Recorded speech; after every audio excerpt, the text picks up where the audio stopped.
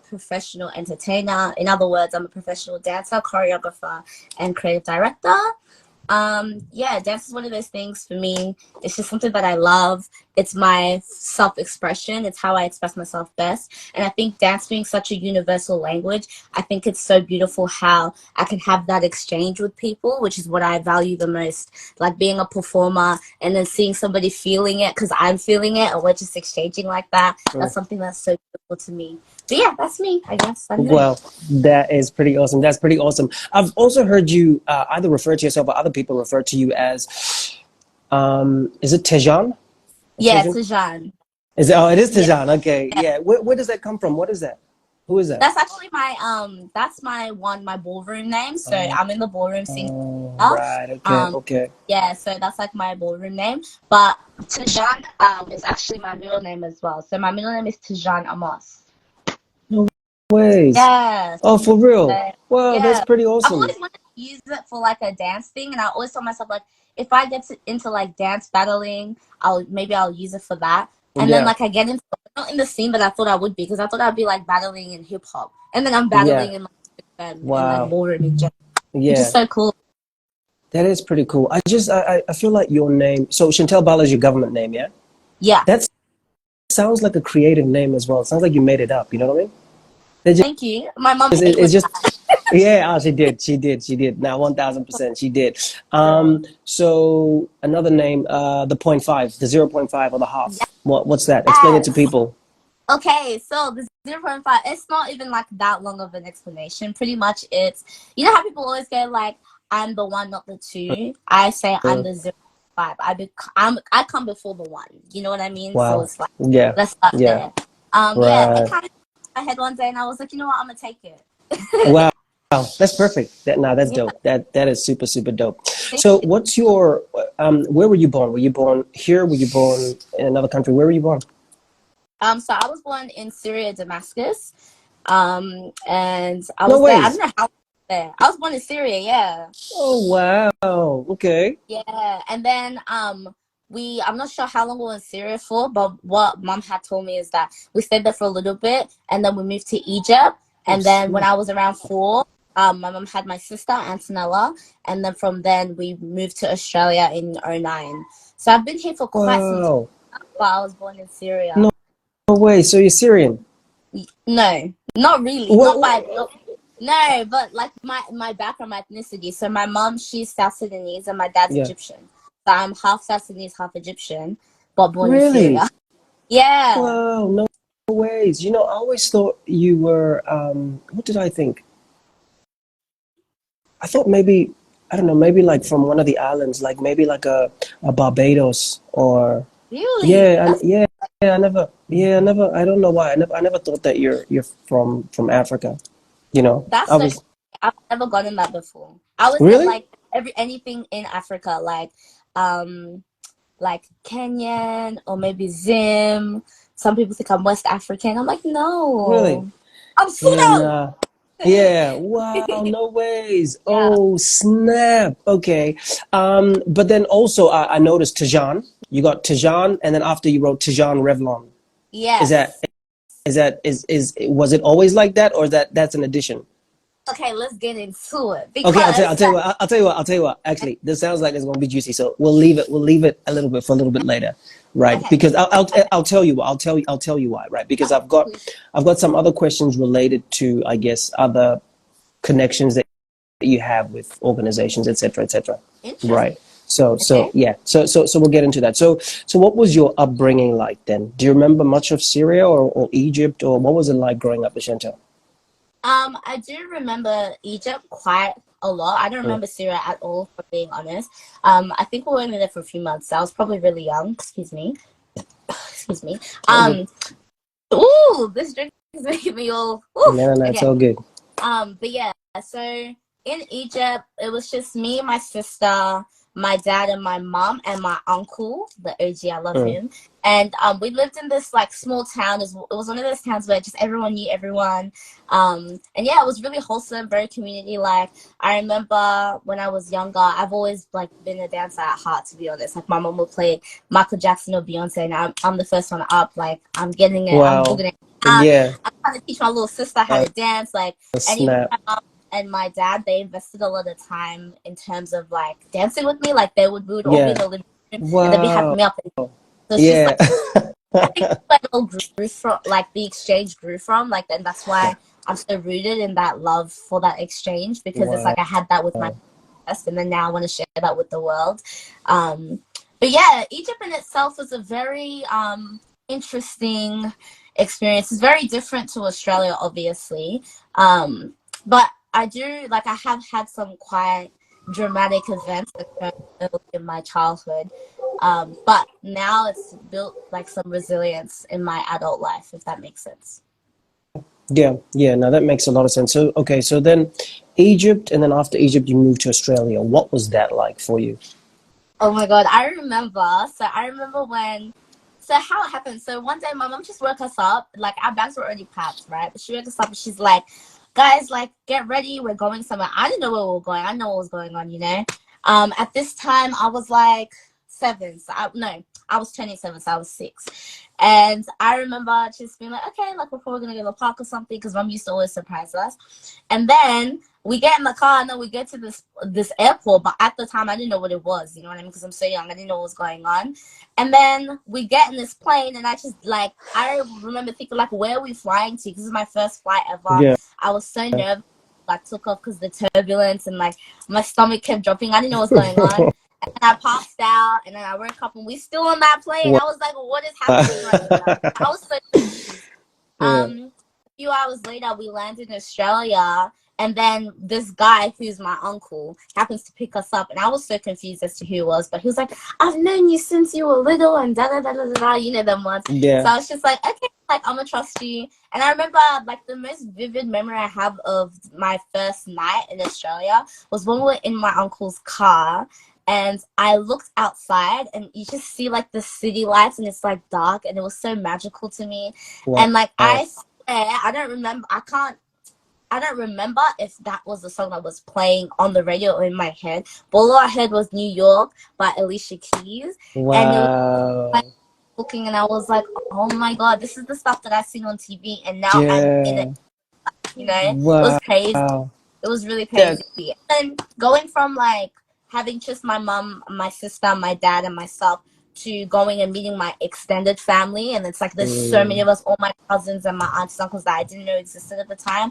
It was such a beautiful experience and like a wake up call, because it's like, wow, there's like a lot of us. Like this is a blood yeah. Yeah. crazy. Wow. That's so awesome. I like that for you. So were you moving to Melbourne? Was that Melbourne where you saw all the lights? Yeah, that was Melbourne. Like Wow. I've only come straight from Egypt to Melbourne, so I haven't been anywhere at that time up until like this year. Right. Wow. That's fantastic. It's I'm not gonna steal your shine, but I have a similar story. But wow, that that makes me so happy. It really I'm does. pretty Right. sure this is a conversation. Yeah. I know. But I guess for me the song was what is it? Chris Brown in the Game. I don't know if you know it. It's an older song. It's called Pot of Gold, right? It says something about all these lights are forming or something like that, Yeah. right? But it was a similar experience. But I was on tour, and then I came to Melbourne, and then I saw the lights, and I was like, Wow. whoa! I was like, I gotta come live here. I gotta come live here. I gotta Oh come my live here God. for sure. Where did you move from? So originally Adelaide to Sydney, Sydney to Melbourne. I always knew I'm gonna end up in Wow. Melbourne. Yeah, yeah, yeah. Final destination. You tap into Melbourne, you don't go anywhere else. Like for Exactly, real. 1000%. Yeah, yeah. Um, so just give me one sec. Yeah, cool. Anyway, so what was the schooling then like for you? Could you speak English at the time when you came? At the time, I was speaking fluent Arabic, and it wasn't like it was like that Middle Eastern Arabic. You know how they speak with Mm, the one of them ones. mm, Like it was mm, very. mm. I remember right before I actually came in to Australia, we were just learning how to write and read in Mm, Arabic. By that time, I mm, spoke it, but I was learning how to write in it. And then when we came to Australia, it all had to change because they were trying to get me into school. And I can't lie, mm. when I was a nerd. Like I loved Yeah. being in school, all that stuff. So I tried to learn English as fast as possible so then I Mm, could get into school. I wanted to be in school. And then yeah, everything changed. Like I went from having like you know, an African accent, like fresh off the boat and everything, to like me literally speaking like I've been living here or I was born here. People Wow. think, Yeah. and then yeah, like that's pretty much how the schooling was. I think it was a little bit different as well because back in Egypt, they were a lot more strict with the school rules. It was Mm. more like you had to have like your nails had to be cut, your hair had to be tied up, your uniform you had to have every single piece, or else it was giving like, you know what I mean? Yeah. Um, Yeah. and Yeah. it's also like the meals, like you go to school and you have meals there already prepped for you. Whereas when I came here, it's like you had to take your lunch to school, and then Mm. like the it Mm. wasn't as strict. And then they have like a language school, and I didn't even know that was a thing, obviously, until I had to learn English and all that stuff. So there was a lot. Wow. Oh, yeah, I imagine. So, okay, so move to Australia. You know, when you're younger, you were in school, you have an idea of sort of what you want to do after school. So, has it always been dance for you, or what was it initially? Okay, so I've always had like dance planted in my heart for sure. I Mm. think early in the early years, like from when I started to understand my love for dance, um, when I started to understand my love for dancing, it was around when I was like 7 up until maybe like 7 to 11. I was like, oh yeah, I just love it Mm. so much. And it would be something that I would want to pursue. But as I got older and got closer to like the age of 11, I started telling everyone in my family, like, guys, I'm going to be dancing for Beyonce. Like, I'm going to be Mm. dancing on stage. And they still thought it was a phase at like Yeah. around that time. So they didn't really like, Mm. oh, okay, do you? Because I'd be so serious. Like, I'd come from school, I'd do my homework, I'd play like YouTube videos, and I would learn the dances. Like I was training Wow. myself. Yeah, that's Um, superb. yeah, it was pretty cool. And then getting into high school, I did try and tell mom like, mom, this is something that I want to pursue. And then she Mm. put me in like dance classes and stuff like that. And like, because earlier when we first started, I mean, when we first came to Australia, she did put me in ballet classes, but Mm. then she took me out because we were moving Mm. frequently and we were trying to figure out a solid place to stay at. So I didn't get to dance much at a studio up until when I got into high school. And then she put me in Yeah. this dance academy, and it was really cool. Like I loved it, but I think it just Yeah. didn't resonate my goals as I grew older because I started to understand that as much as like I love competing because it was more like competitive and like you know Mm. they trained and they did showcase. I love that. I'm a performer and I want to be on stage with Mm-hmm. artists. I want to be on stage doing shows, musicals, all these things, and it started to like really solidify in my mind. But I always had to keep dance as a plan B because obviously growing up in like an ethnic household, specifically African, dance doesn't make you money. Like, you know, that's Mm. not realistic. You need to be real. So initially when I was in year 4, I was like, I'm gonna be Prime Minister of Australia. Oh, wow. And I was like, and then it transitioned to me being like, I want to be a politician. And then from there, I was Wow. like, I see how messy it was. So I was like, nah, I'm gonna stick to being a Mm. lawyer. So I graduated high school with the intention of going into law, but also Mm. being a dancer on the side. Ah, right, right. What I imagine, like at your school, they probably would have recognized. I don't know whether or not, like, I mean, if I was, say, your principal, I probably would have recognized you, or even the students that, you know, there's something special about you. Did you get the opportunity to showcase any of your talents, like at school productions or anything like that? Yeah, definitely. So in school we had these musicals that we often did, and like I was always auditioning to be a dancer. Mm. And then when I got into like my senior years, I started doing like more of the acting and dancing roles. So I would take the some of the lead roles. We did stuff like I forgot. We did like Grease Lightning was one of them, Oh, and wow. like No ways. Okay. yeah, I like it Grease was so Lightning. fun. And then like I took up VCE dance in year 11 Mm. as a subject as well. And like yeah, we had like talent shows, and I was like one of my girls. Her name is Abby. Shout out to Abby if you're on this. She like that's my twin. Me and Okay. her would do dance shows together. That's like we did the duos, and everybody in school knew us as like those Wow. dancers. You know what I mean? Yeah. Yeah, it was. Yeah. Wow. That sounds pretty dope. Sounds pretty dope. Where'd you go to school? Was it St. Francis, or where'd you go? Um, Yeah, St. Francis. Before it used to be well, after I graduated, it got changed to St. Francis, but before then it was Catholic Regional College, Melton. Oh, wow. Okay. Yeah. Cool, cool, cool. Are you still in touch with a lot of people from high school? Um, like we follow each other on social media, but I don't really like have intimate conversations with them. It's giving like if I see them, it's like, hey, hello, how you doing? Not Yeah. too much really, but yeah, I think like obviously when you get into the real world, like things change and like Mm, as you grow as a person, different things align with you. So you just kind of start to attract the things that are for you, and then the things mm. that don't really anymore as you grow, they kind of just flow. Yeah. That makes sense. Yeah, yeah. No, Yeah. I hear you. I hear you. Right. Okay. So you finish high school, finally you get out there into into the big world. Now, as an African person myself, I know that usually the route that a lot of people take is they will start sort of like with a community organization or something like that. I imagine because you went to St. Francis, you would have had dealings with Melton, like local council or anything like that. Did you? I mean, this is an assumption. Yeah. So No, how did you get your I start, did. like working with them? Yeah. Wait, sorry. Did you ask how did I start working with them? Yeah, yeah, yeah. So, like, how did you get started with them? Because I've Um, seen quite a lot of your work, by the way. oh, thank you. I how did I honestly I don't even know. Like I remember my first interaction with like the Melton City Council was when I was in year four, Mm, and it was I don't know somehow the guy knew my mom, and then when I grew older, he remembered me.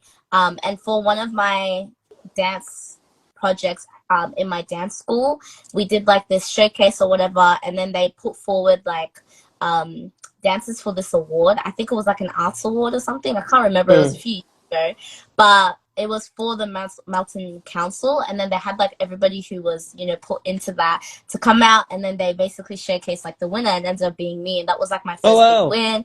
On like the that's newsletter, nice. and everything. I didn't know how serious it was until like when I got to school and everybody, like all the teachers were talking about it, like congratulations. I was like, how did you Yeah, guys hear about this? yeah, You know? yeah, yeah, Um, yeah. and then from then, like I just knew a lot of people who like graduated from what's it called CRC that started Okay. working in the school, or like people who I just met Mm, them in and a lot of talk, oh, I know Chantal, da da da da, she'd be awesome for this, or Chantal's very engaging in terms of dancing. We should bring this to the program, all this stuff, because Melton didn't have a lot of facilities to like help those who want to excel in dancing or just the arts world in general.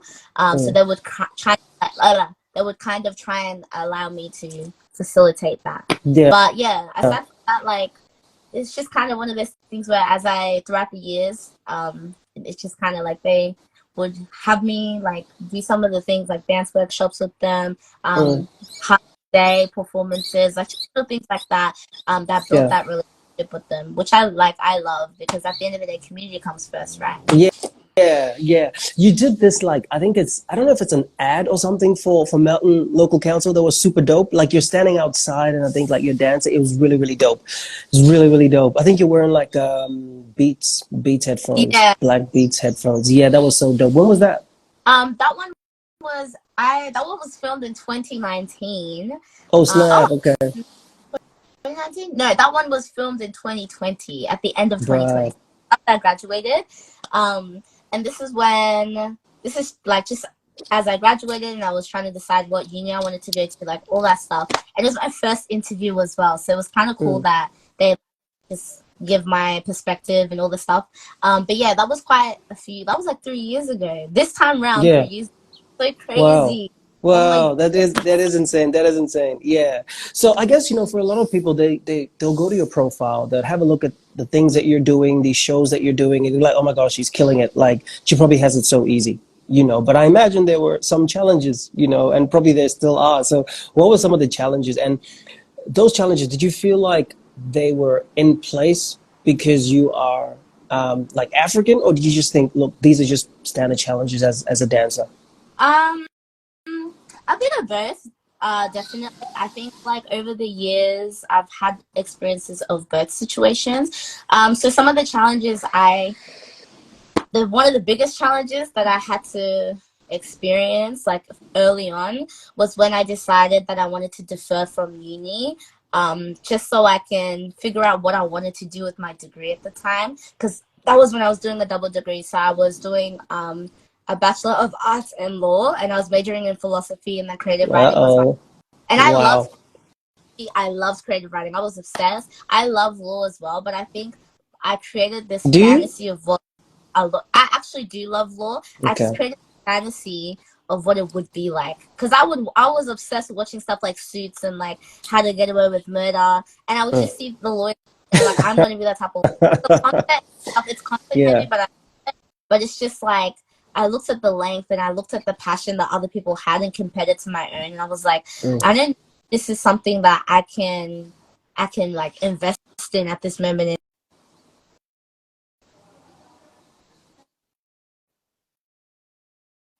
No, it's all good. It's all good.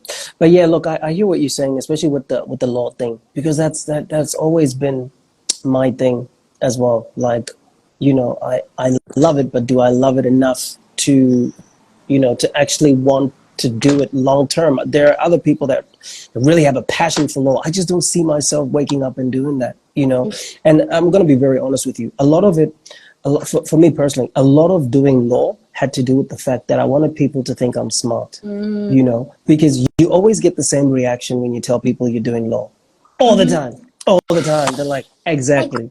That's incredible. Like, wow. Like, you must be really smart. Exactly. Like, no, You know what I I'm mean? Yeah. struggling. You know what I I'm mean? just passing. Like, exactly. But yeah, no, like it happens a lot. But then, so I'm guessing you didn't go back and finish the degrees. You just decided you're going to keep it real, or did you go back? So I haven't gone back ever since, because how the dance journey in general started was that, step one was, okay, be real with myself. I didn't see myself doing law long term at this moment in time. So I'm going to figure out what I want to do. What else do I have left? Plan B was dance. So I was like, let me just, learn some, take some dance classes, post some stuff on Instagram. I never knew that I would get to this point, because even though I had a feeling from like when I was younger that I would eventually get here, I never knew that that would be the turning point.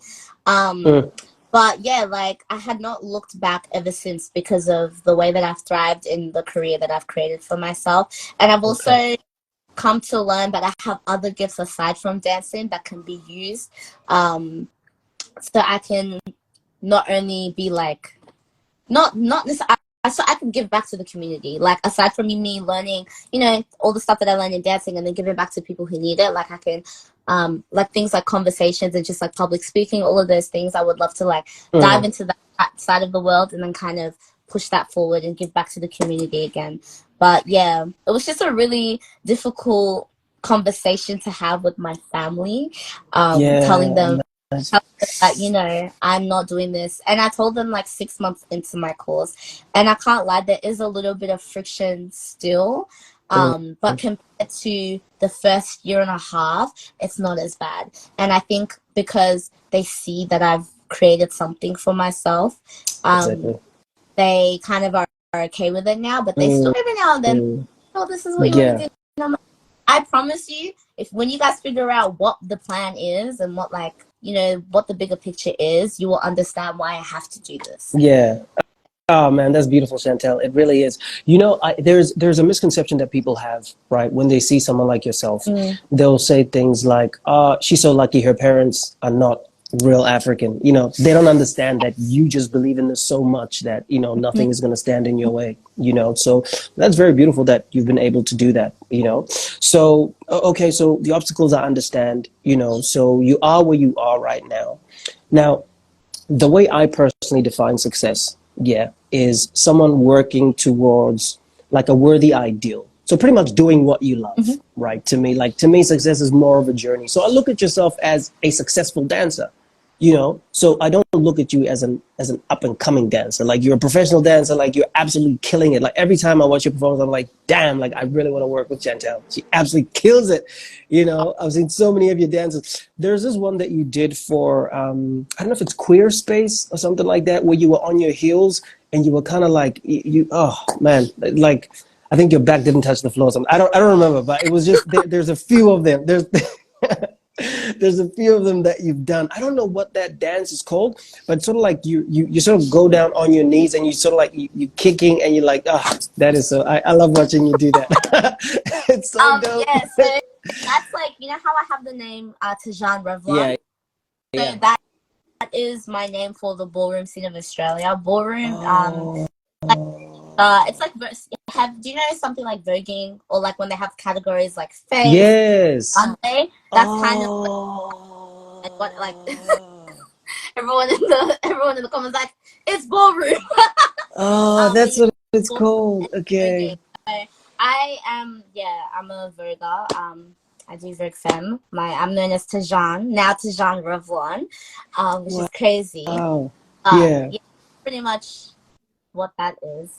Sorry, I feel like I Yeah. interrupted you in the middle No, of no, what no, no, no, that. no, no. It's all good. No, no, no. Yeah, I'm just saying I love that dance. And one other thing that I love seeing is like the people's reaction, like when you're doing that They're dance. like, Like I always look at their faces. it's, Oh man, like it's it's about telling a story. Like one thing about me, I'm gonna tell a story when I dance, regardless of what like style of dance it is. But I think Vogue Femme in particular, like ballroom, is such a safe space, and it's such a space that allows me to feel liberated in who I am as a Black person, but as a woman. mm, And I think that when you have that energy around you and you have a community that gets it, mm, like they understand it, mm.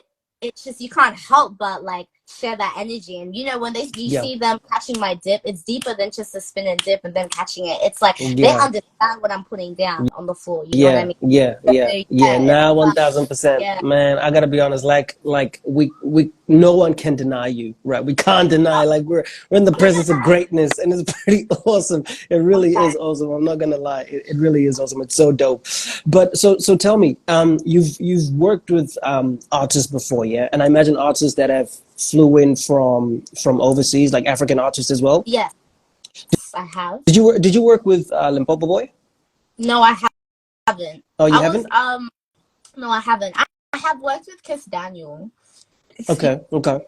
um, in terms of like African artists, Mm. Or who not even are African, just any artist that you've worked with. oh okay. I've worked with Bahani and Neo. Mm, I've worked mm. with Jessica Malboy. Oh I've yeah. worked with Robbie Williams. I've No worked with ways! Did you yeah, work with Robbie Williams? You kidding yeah. me? I love Robbie Williams. Oh snap, that's so Literally, dope. that God guy is dang. a legend. Like He he's is. actually so funny. Yeah? He's so funny. I literally just Oh like I can't get over how funny he is. He's just like he just exists in yeah. his own. I love it. He's just in his Wow. own. Yeah, That is so I cool. Delta Goodrem. I, Yeah. Oh snap. I yeah, love Delta. Oh Delta. snap. And honestly, growing up, I was obsessed with her music. So that was such Yeah. a gag for me. When I Wow. got her for the AFL Grand Final, I could not believe it because I remember seeing her on TV and being obsessed with her music. Mm. Her on the stage was crazy. Like, was crazy. But yeah, I feel like I've done Mm. quite a bit of work with artists, which I've been grateful for. Sorry, can you hear me? Yeah, I can still hear you. It cracked a bit, but I can hear you now. Yeah, it's all good. Okay. Yeah. Yeah, I've worked with a few artists, which I'm so grateful for because it's like given me such a great experience and just like understanding of how far I could go in this career. But I think my Yeah. favorite, to be honest, is working with like a local Yeah. artist because then it's like not only am I a dancer for them, but a lot of the times I am a choreographer for these Mm. artists. I'm Mm. able to like capture the vision that they have for Yes. themselves and then put it on stage. And it's just so fun because it's Mm. like being what their vision is and then literally manifesting that on the stage repetitively is Yeah. crazy. Oh man, that is really dope. Yeah. Meeting some of these other artists, was it exactly what you thought it was going to be? Because I've had, and I went full circle, sort of like you, right? Like so, working with other artists, like people that you looked up to growing up, and then sort of going, I really enjoy working with local Mm. artists a little bit more. But was it exactly what you thought it was going to be? Like with sort of people who are international? Um, honestly, to be very honest, I don't think I had an expectation Okay. as to what it would be, aside from it being like professional, like in Mm. terms of like this sort of things, making sure that they know what I'm doing and I know what I'm doing, and like making sure that I'm not doing anything outside of that. Mm. But aside from that, like I didn't really have any expectations aside from being treated with respect and love, and then just like But luckily for me, I feel like I've had really good experiences with a lot of artists that I've worked with, so I'm grateful for that because I know Mm. that not a lot of people are as lucky. But I have had some questionable experiences as well. But I wouldn't Yeah. necessarily good or bad. It's just I'm just like, oh yeah, I don't think I would do that again. I'm like, yeah, Right. Okay. thank you for the experience, you know. Yeah. Like Yeah. what? Like what though? Like what? Are you at liberty to share? Um, Not to go into too much detail, but sometimes it's not the artist; it's just some of the team that Uh. can be Right. um Yeah. questionable. Yeah. Yeah. Okay. So I imagine someone like you, you're just very gifted at what you do, right? So when someone approaches you, let's say actually like if a guy approaches you, right, and he's an artist, Mm. right? How do you differentiate between the fact that, he actually really wants your help or he could have ulterior motives? Have you ever found yourself in a situation like that? Yeah. I feel like a lot of the times with like a lot of those sort of interactions, I do have to constantly think about stuff like that. And it doesn't really come up in the initial conversation, but Mm, as we progress towards what it mm. is that they want to do, like let's say we're getting leading up to the performance, and then after the performance, some of them react to real funny, and it's like I'm not. This is strictly business. You know what I Yeah, mean? yeah. But how I go about it, honestly, I just set out my business boundaries and I make it known. Like from how I communicate, when you see how I speak to you, from like, oh yeah, we're friends and we're cool and we're just talking to like business is very different tones. So you can Mm, tell. And a lot of the times I don't give out like my personal number to them. I just keep the conversation via email, or if they've messaged me on Instagram, I'll keep it on Instagram. If it's a one-on-one thing, then like it's probably going to stay on Instagram, and we're mm, just like, doing today and da da da. But a lot of the times I do try and separate and keep it on like things like email or like even WhatsApp if they do have that, just to mm, like make sure that they get more. But even when we go in, let's say a rehearsal and stuff like that, if inappropriate comments are being made or I feel uncomfortable, I'm just gonna make it yeah, like I'm just yeah. gonna, and it might not be right then and there, but it might just be like a message afterwards. Hey, just letting you know this is how I felt about this. Da da da. No harsh Mm, feelings.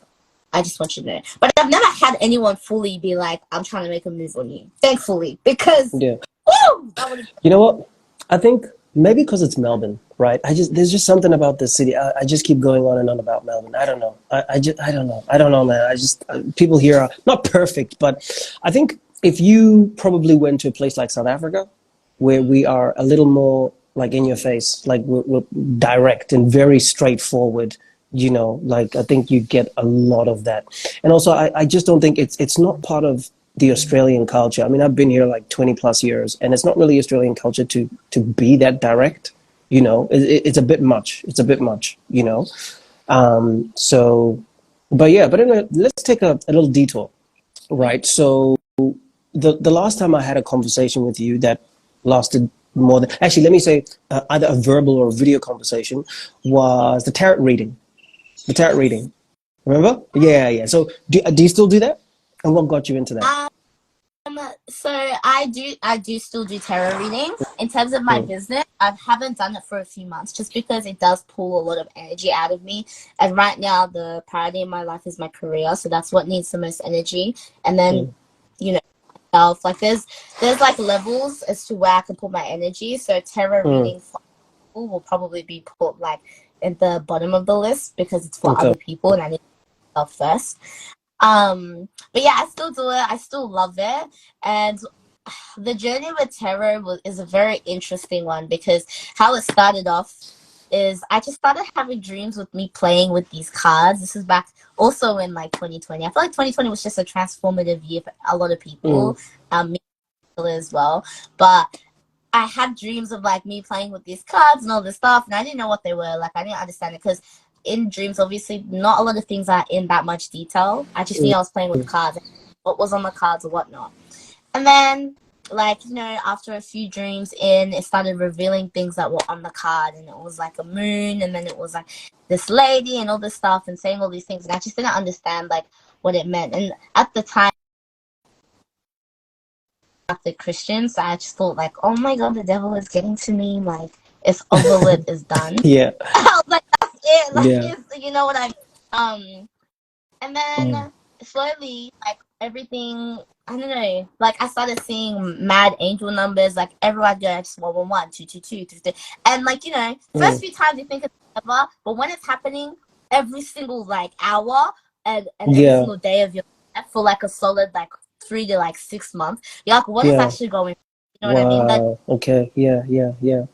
um and then my feed started changing into like the card pools that I've been seeing in my dreams. So I'm Oh like, what is wow. this? You know?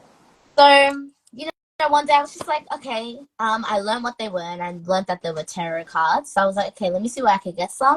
So I went and I bought a deck of cards, but I hadn't touched it. So I bought it and I just left it in my room for like a week and a half because I was really, really nervous because I was like, I'm not even going to tell my family I'm doing this. Like, I can't even believe I'm doing this. It was just crazy.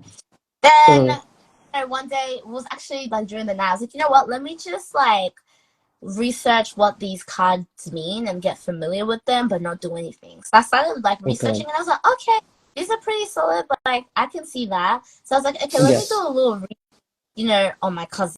So I called my cousin and I explained to her what it is, and I just wanted to suss it.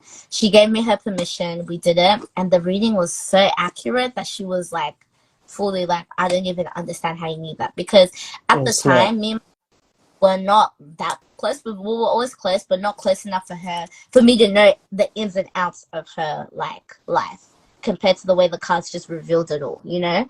Mm. So it was interesting. We were like, no, maybe it's just because me and you have a connection. Like let's go to your best friend. So I did it on my cousin's best friend. Now me and her were really cool, but at that time we weren't as close as my cousin and her, if that makes sense. So I was just like, okay, Mm. let me do a reading on her because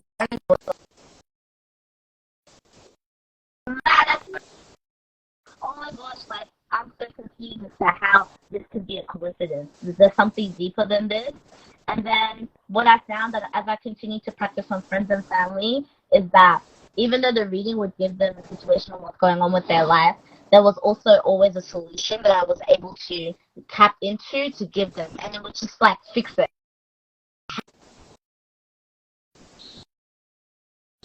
I've been given that gift.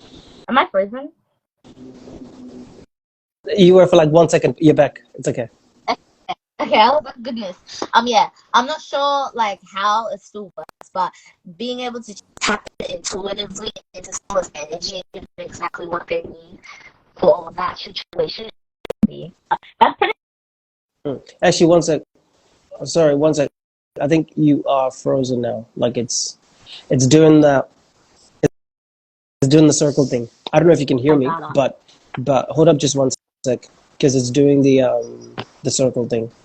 So I think while it's doing the circle thing and it just comes back, I'll talk a little bit and then I'll let you know when I can hear you.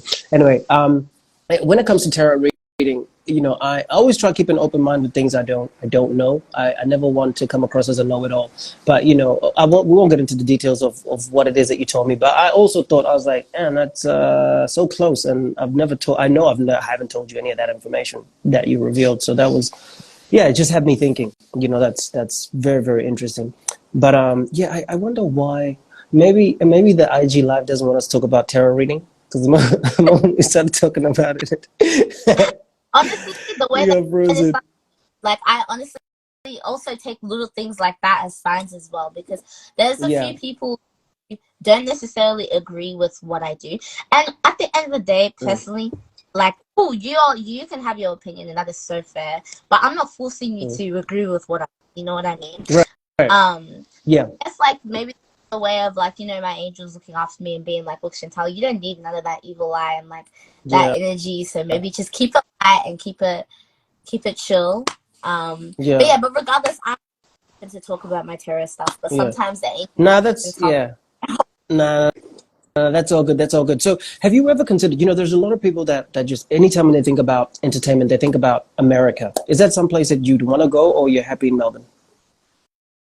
Um, honestly, I feel like next year is a time for me to travel, and I would definitely love to touch down in America, just to like train and just to explore because I've never been anywhere outside of Australia since I've been in Australia. So I think it's time for me to Okay. just like out of Melbourne. I feel like Melbourne has done so much for me and I'm so grateful and I feel like Melbourne will forever be home.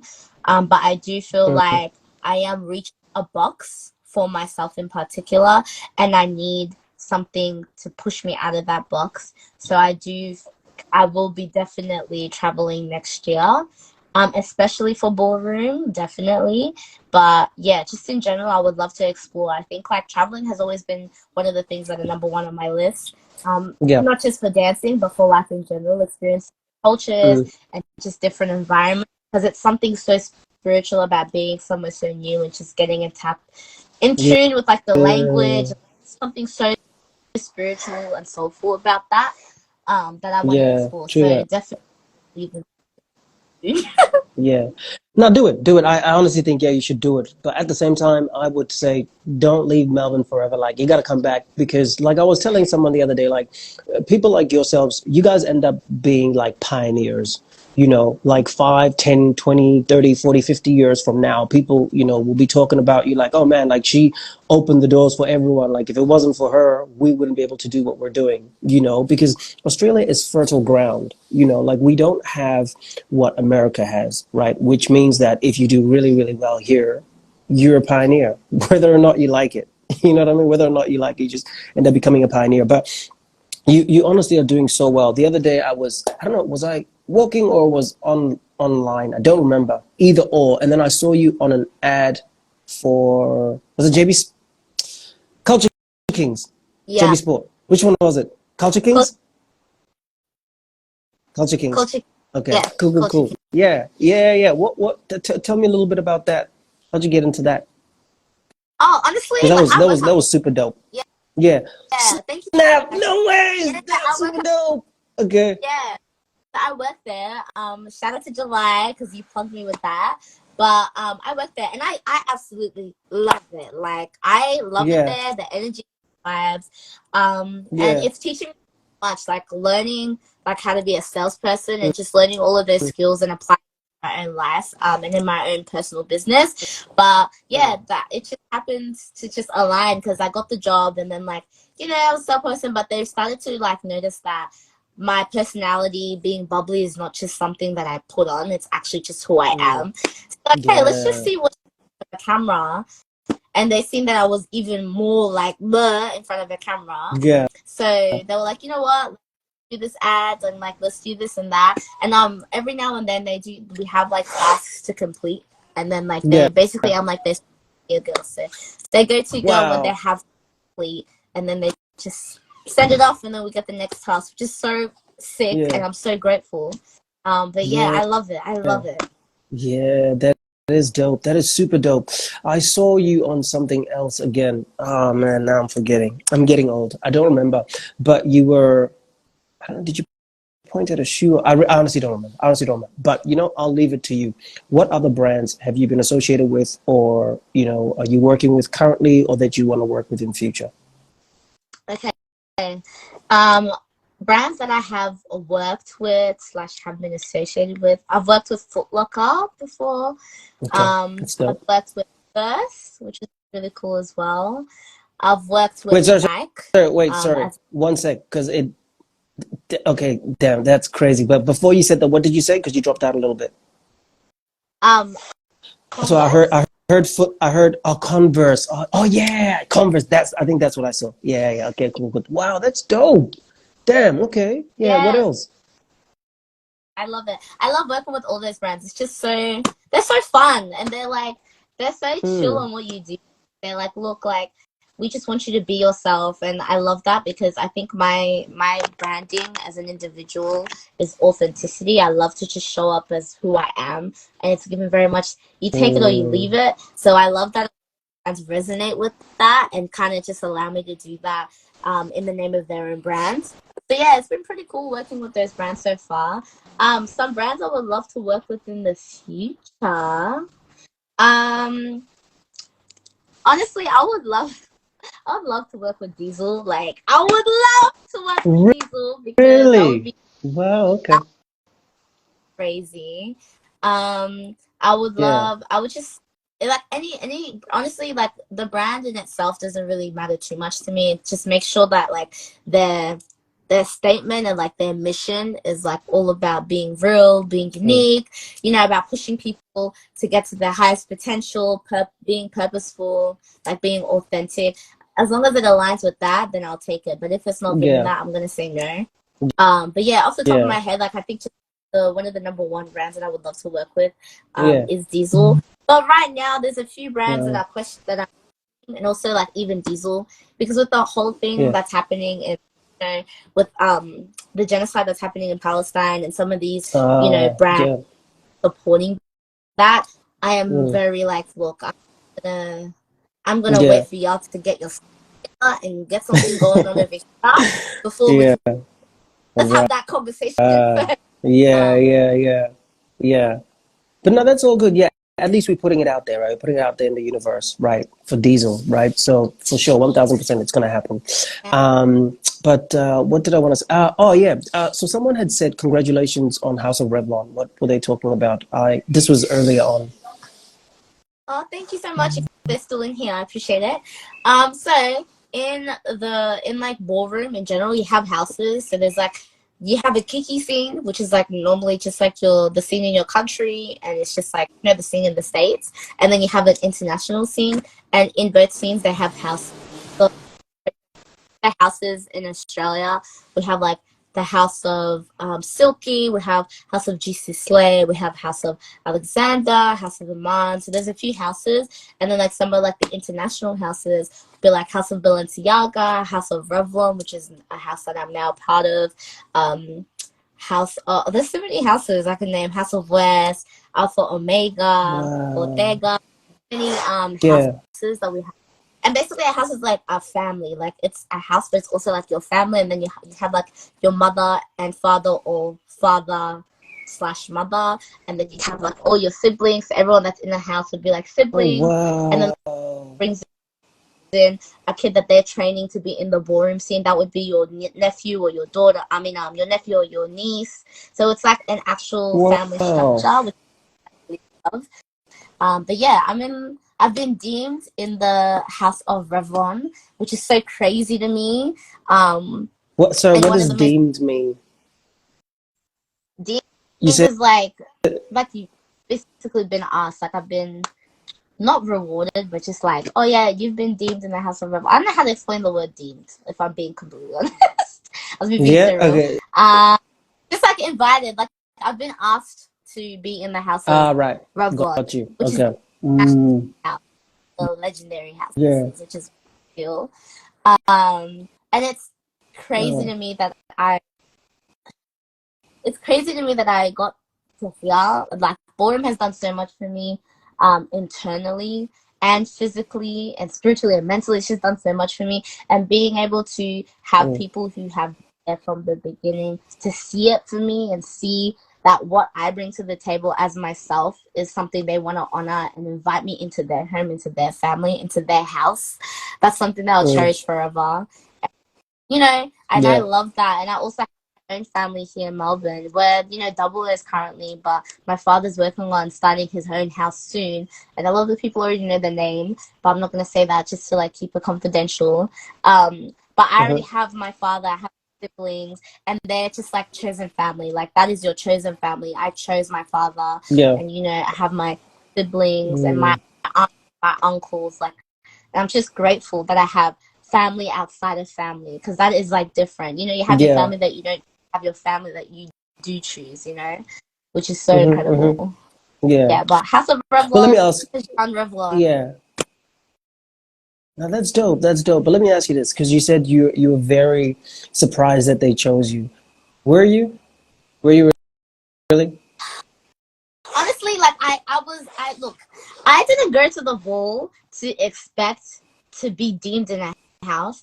I just went to the ball, and I want to go and I want to put my all in. I want to create moments in my battles, but I also I'm coming for that grab. Like that's the mentality that I came in. I was like, I'm gonna create moments and I'm going for that grand prize, because I feel like if you're not all in, then what's the point, you know? But fact that on top of that I got deemed is crazy to me. And I find that I feel like it was really difficult for me to understand and like deep, because Revlon is one of my top 3 houses that I've always wanted to be in. Wow. So the fact that I got that is crazy to me. That's like insane.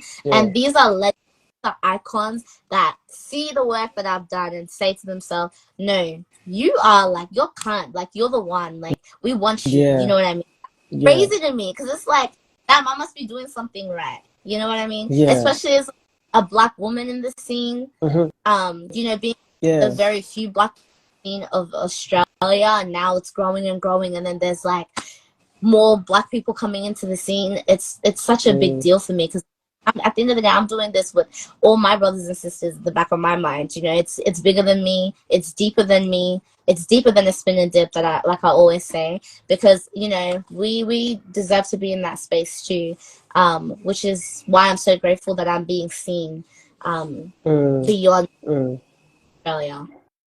Yeah. Right. Okay. So tell me something, right? When you're getting into your your dancing or your voguing, right? If you're having a bad day, like I mean a terrible day, right? How do you get ready? What do you do to psych yourself up? Okay. Well, psych myself up, honestly, because, excuse me, I'm a very like energetic person in general, but I work a lot on energy. So when I have a day where I have really low energy and it's like tough times, a lot of the times my morning routine will pull me out of that, because, like, you know, I have my usual morning routine: wake up, give myself a good stretch, meditation, journal if I need it, hot showers, and just like a lot of like dissecting my mind and just knowing where I'm at before going out into the world. But somebody who runs on energy, I always have to make sure that I know where my energy's at. And if it's flat and I know that me talking to people and trying to put my all in will drain me, I'm not going to do that. And I'm just going to let people know, like, hey, like, nothing's going on. I'm good. I just need a little bit of me time and just need to be in my own space right now. But when I do need a pick me up, dancing in itself is the healer for that. So a lot of the times, even if it's like a gig that I'm like, oh, I'm dreading because I don't feel like dancing, by the time I rehearse it by myself before I get there, or like, you know, I'm rehearsing it right before we do the performance, I'm already feeling good. And a lot of the time, with me having Tajan as like a ballroom name, I also use that as like my flip mode. So you know how Beyonce has like Sasha Fierce? Like for me, that's Tajan. I was thinking of that. Literally was, okay. Okay, Chantal doesn't feel good right now, but Tajan is on it. Tajan will pick us up, and then once Tajan, Chantal will be coming back, and we'll take care of Chantal after. But right now, I need Tajan. Like, kind of the two things that I would. Yeah. Wow. That's super dope. I imagine, does it get competitive, like within the house itself? Like, as in between your nieces. Oh, sorry. Does it ever get like super competitive between your own family, like within the family? Like within my like immediate and personal family, or like No, as house in family? like house family. Oh no, like it never gets competitive in a bad way. It's like a very healthy, if anything, there's a healthy competition, because we're always pushing each other to get better, but we never compete against each other, because we all know what we all bring to the table. You know what I mean? Like, right. And this is me talking because I can say this, like, we are the biggest competitions, you know what I mean? We're carrying for NAM, like we're carrying for Burn City, so it's like when you already are battling your own biggest competition, come on now, like what else is there to do, you know what I mean? Right. Yeah. So yeah, I guess, like, but in the ballroom scene, there's a lot of competition, because there's so many incredible like individuals that just work so hard, but also just understand and speak the language so clearly. But yeah, like as long as you know yourself, then you'll know your strengths and you'll know what you need to work on and you'll always excel. And I think in the dance world outside of like ballroom, there's always going to be competition, but it's like it's whether you choose to engage in it or not. And personally, I'm not engaging in competition unless it's a battle, like and we're actually battling Yeah. for a dance. I'm not doing this to compete with you. I'm doing this because I'm trying to learn as much as I can from whatever it is I'm doing so I can give it back to the people who once had the dream that I had to be a dancer, but they Mm. didn't know, then I can give it back to them and they can do that. That's the only competition I'm in. I'm only in competition with Yeah. myself. Right. Okay. Yeah. Okay. Now that's dope. That's super dope. That's super dope. All right. Finish the sentence. Yeah. Finish the sentence with what I'm gonna say. Yeah. Okay. Run. If you can't run, Walk, if you can't Ollie. walk, Crawl. if you can't crawl, Pull yourself across the floor. No that's matter it. what Where does you're that? in life, you need to make movement. You need to find a way. It doesn't matter That's it. if you can't run, crawl, walk. You need to figure something out. Like honestly, and like it, I think. Sorry, I'm gonna have to like elaborate on this because even a lot of my journey in itself Go has in. been more Go in. mental battle than a physical. And I think people don't understand that when you're not only battling like your environment, that being, you know, your circle, your family, your friends, whatever it is, but you're also battling yourself, like that person in you that is scared, your self-doubt, you know, the imposter syndrome. Like Mm. it's a lot. It's a lot. When you tackle that internal demon and like your mental and you really work on it, nothing on the outside can get to you. And I think that's why I Wow. always remain so unbothered, always moving with love and light, because it's like, you know, I'm human and I do have my days where I'm like, oh, what the hell? But a lot of the times, Mm. it will fly by me because my mental and my internal is so much stronger than that, and my purpose is so much stronger than that. You know, the reason why I'm doing this and my intention is so much deeper than just this rah rah competition. You, me, da da da, or even, you know, me being like, I want to give up. No, I can't give up. There's people who need to see me doing what I'm doing for them to know it's capable for them. So every time Chantel's like, I don't want to do this, okay, but it's not about you. It's not. You've got your siblings that are literally watching you taste your dreams so then they can know they can do it for themselves. You've got black women and black men looking at you being like, damn, I can do this too. You have people that are young, your age, that feel like they have to have life all together. Show them that you can make mistakes and still be successful. You know, it's so much deeper than just like whatever the next person's going through, or you know, you having this bad day today. Okay, pick yourself up. There's tomorrow. You don't have to get it done all today. And although tomorrow is not promised, like always make sure that at the end of the day, you know you've done your best for that day. Period. It doesn't mean your best from that energy that you've had from the beginning of the year till now. It's your energy that you put in to that for that day. You know. So yeah. So I had to go into a little bit of tangent for that, but I'm so passionate about that because I I literally see that. started from you know, from just a dream and a piece of paper where I wrote 10 things I want to achieve in my dance life to achieving all of it in 6 months and completely Wow. flipping the world around. Like, if that is not like your sign to go and do what it is that has been planted in your heart, I don't know what is. Yeah. You know, I really don't know Wow. what is. So Yeah. anyone, just follow your dream because it's been planted in your heart for a reason. The only person that can water it is you. Period. Yeah. Damn. Wow, you are player one energy. You are, you know, before we had this chat, I basically went on Instagram and I said that it's hard for me to explain. Like, people should just watch this and see what I'm talking about when I say, you know, like someone like you know what I mean? Girl, you're a superstar. You really are. You know, Really. I'm very, very happy that, you know, we crossed paths, you know, and I really wish you all the best. You know, we'll continue supporting from wherever we are, you know. I know that, you know, Melbourne is definitely behind you and African communities behind you. I think the whole of Melbourne, at the end of the day, is going to be the whole of Sydney being behind. I mean, the whole of Australia being behind you. So keep doing what you're doing. Honestly, keep doing what you're doing. It's absolutely beautiful. You know, you're a beautiful soul.